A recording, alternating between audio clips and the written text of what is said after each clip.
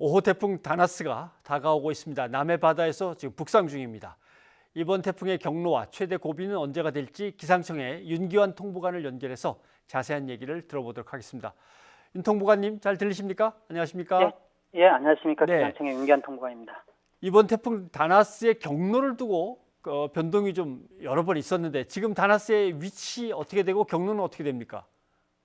나는 변동은 머리가 조금 흔들리면 꼬리가 크게 흔들리는 것처럼 예. 우리나라가 애보의 끝이 있기 때문에 변동은 있을 수밖에 없는 현상이고요. 예. 일단은 현재 위치로 본다고 하면 제주도 남쪽 한 300km 해상에 위치하고 있어 북진을 하고 있습니다. 그리고 이거는 제주도 서쪽을 거쳐서 내일 12시경 목포나 진도 인근의 전남 해안으로 걸쳐서 내륙으로 들어오겠고, 이것이 내일 밤 정도 해서 동해상으로 나갈 것으로 예상하고 있지만 내륙에 들어오면서 많이 약해져 내륙에서 조금 저기압이나 이렇게 변할 가능성도 있을 걸로 이렇게 판단을 하고 있습니다. 네.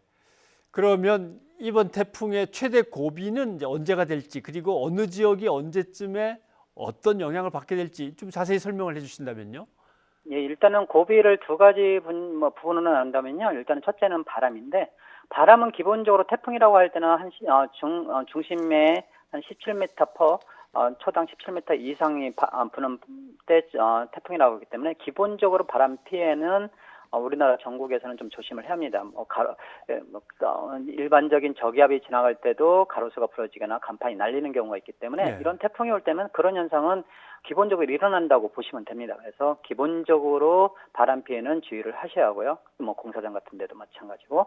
그리고 다른 부분이 비 부분인데요. 이번 태풍은 비 부분의 피해가 더 크게 나타날 걸로 예상을 하고 있습니다. 지금 제주도 산간에는 350mm 이상의 아침부터 내린 비가 350mm 정도 넘었는데 내일까지 한 500mm 이상 더, 그리고 지금 남해안에서도 한 500mm 이상의 비가 올 것으로 예상을 하고 있습니다. 그래서 이 지역들은 이번 비가 내리기 전에 장마철 한 2, 3일 전에 장맛비가 내렸었던 지역이라서 예. 산사태나 침수 피해가 동시에 발생할 가능성이 있습니다. 그리고 가장 크게 주의를 해야 할 것은 내일 낮까지 비는 조심을 해야 할 것으로 이렇게 판단을 하고 있습니다. 알겠습니다.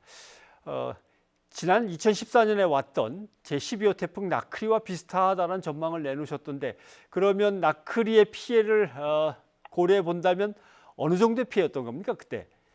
나크리의 피해는 일단은 비로 인한 피해가 좀 많았었습니다. 예. 실질적으로 제주도 산지에 1000mm 이상, 그리고 지리산 부근으로 해서 그 밑에 순천이나 통영 지역으로 해서 한 200~300mm 냈고, 바람도 강하게 불었는데 실제로 이번에는 바람은 그때처럼 불지는 않을 거고, 남부지방에 계셨던 분이나 제주도 계셨던 분들은 비 피해를 많이 입으셨는데, 이번에도 일단은 지역이 비슷하고, 지역은 이번에는 남해안 지역이 더 그때 순천보다는 부산 쪽, 순천 쪽에서 남해안 전체적으로 비가 많이 올 것으로 예상을 하기 때문에 이 지역에서는 비 피해가 좀 우려되는 상황입니다. 네. 포항이나 제주 같은 곳에서는 비상근무에 들어갔다고 얘기를 듣습니다. 이런 상황이면 지방자치단체라든가 해당 기관들은 어떤 식으로 태풍에 대비해야 됩니까?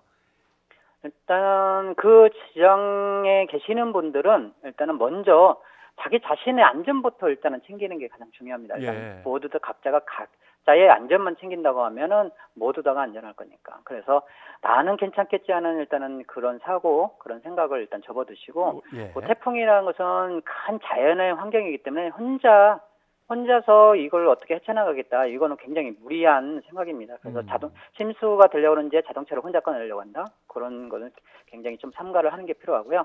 지자체 단체적으로 할 때는 공공시설, 우리가 흔히 어떤 전기 배선 같은 거 침수가 됐을 경우, 그리고 쉽게 바람에 쓰러질 지역, 그리고 상습적인 피해 지역 위에서도 한 번도 사고 나지 않았다고 당연히 여기는 지역들, 그런 지역에서도 조금 순찰이나 아니면은 그것이 필요하고, 또 개인적으로도 사고가 날 만한 징후가 보인다고 하면 소방서나 이런 데다가 바로바로 신고하는 게 좀 필요할 것으로 판단을 합니다. 네.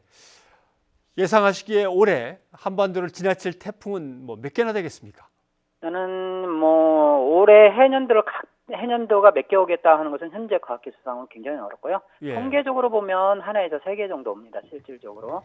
그래서 올해도 그 범위에서 크게 벗어나지 않을 걸로 이렇게 판단을 합니다. 그런데 태풍이 온다고 하는 것은 아까 말씀드린 것처럼 17m 이상의 바람이 부는 거니까 태풍이 올 때는 바람 피해는 기본적으로 있다고 판단을 하시고, 그리고 요즘은 뭐 예년에 폭염이 이슈가 되지 않습니까? 그런 것처럼 전 세계적으로도 태평양 쪽에서도 기온이 올라가기 때문에 기온이 올라가면 태풍이 몰고 오는 수증기도 굉장히 많습니다. 그래서 비의 양도 예년에 저희가 생각했던 것보다는 훨씬 더 많아지는 경우가 있으니까 태풍이 온다고 하시면 기본적인 바람 피해는 당연한 거, 그리고 심수는 옛날보다 더 많이 올 수 있다. 이런 거 예. 항상 염두에 두시고 대비하는 게 필요하십니다. 알겠습니다. 기상청의 윤기한 통보관님 고맙습니다. 예, 감사합니다.